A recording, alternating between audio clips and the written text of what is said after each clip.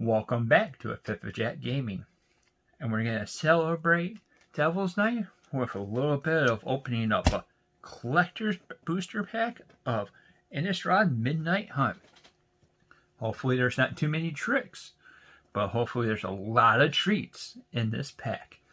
Let's see what we get. Before we get too far in this pack, I want to say thank you for watching, and if you're liking the content that we're putting out, subscribe and be hitting that bell icon to be notified about any of our future content. With that said, let's see what these 15 cards is going to be. We got a foil snarling wolf that costs 1 green for a wolf. It has a 1/1 body, and it costs 1 and a green, and then it'll get +2/+2 until end of turn. We only can activate that once. Our Electrified Revelation costs 2 and a red for an instant. As an additional cost to cast this spell, discard a card. Draw 2 cards. Has flashback. That means we could play it from our graveyard. The flashback cost is 1 red and 3. Unblinking Observer costs 1 and a blue for a homunculus. Tap, add a blue. Spend this mana only to pay for a disturb cost or cast an instant or sorcery spell. Has a 2/1 body. The Static Awakener costs 1 black for a human wizard.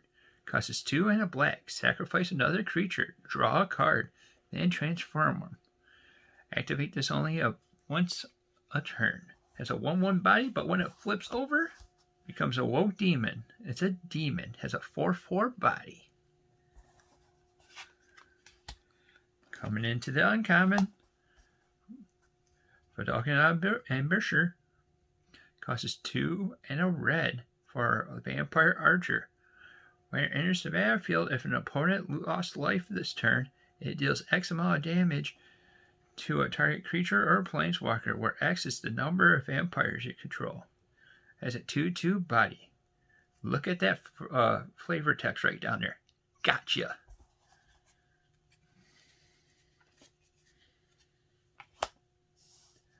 Burrow Survivor costs 2 and a white. It's a human peasant. When another creature dies, transform it. Has a 2/1 body.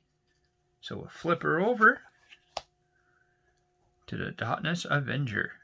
It's a human soldier. Whenever it attacks, return a target creature with a mana value of 2 or less from your graveyard to the battlefield, tapped and attacking. It has a 3/2 body. It's another uncommon. Foily Land. It's an island. Our foily rare is a Sludge Master. Costs 3 and 2 blue for a horror. When it enters the battlefield or attacks, put a slime counter on it. Target one other target creature. Non-horror creatures with slime counters on them loses all abilities and have a base power and toughness of a 2/2. That's a 5/5 power and toughness.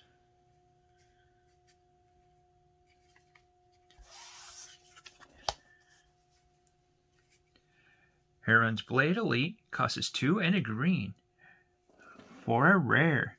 It's a human warrior. Vigilance. Whenever another human enters the battlefield under your control, put a +1/+1 counter on Heron's Blade Elite. Tap it, add X amount of cost of 1 color, where X is the power of elites. So full art. Another full art rare is the Curse of the Shaken Faith. Costs 1 and a red. It's a curse. Enchanted player. Whenever an enchanted player casts a spell other than the first spell they cast each turn, or copies a spell, Curse of Shaken Fate does 2 damage to them.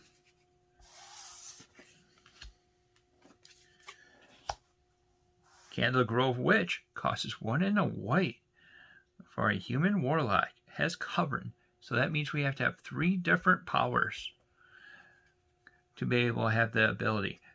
This ends up getting flying until end of turn. Has a 2/2 body.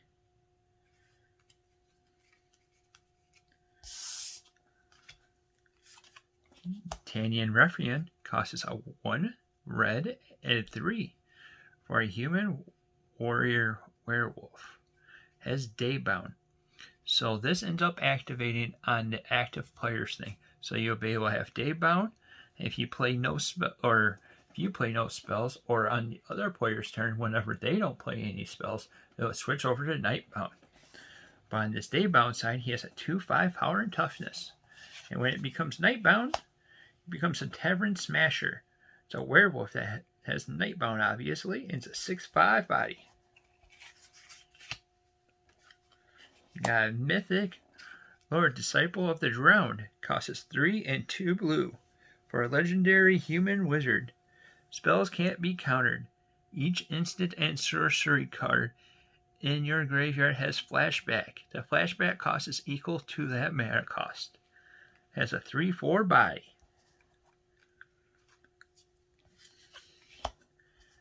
Drawn Heart Mentor costs 2 and a green for a human warlock. When it enters the battlefield, create a 1/1 white human token. And then the Covenant costs 5 and a green. Target creature you control gets +3/+3 and gains trample until end of turn. And then it has a 0/4 body. It's also a foil. Another foil is Cigar's Splendor. Costs 2 white and 2 for an enchantment. As it enters the battlefield, note your life total. At the beginning of your upkeep, draw a card, and if your life total is greater than or equal to the last noted life total for Splendor, take note of that life total. Whenever you cast a white spell, you gain 1 life. So, as it enters the battlefield, note your life total. At the beginning of your upkeep, draw a card if your life total is greater than equal to the last noted life total for it. Note that your life total. Whenever you cast a white spell, gain 1 life. And then we have a double-sided token.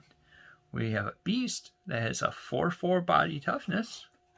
And on the other side is a zombie. Zombies in this set have decay. That means this creature can't block, and when it attacks, sacrifice it at the end of the combat. Has a 2/2 body. That's it. So how is your Devil's Night going? Let us know down in the comments below. If there's anything you're looking forward to building, let us know as well.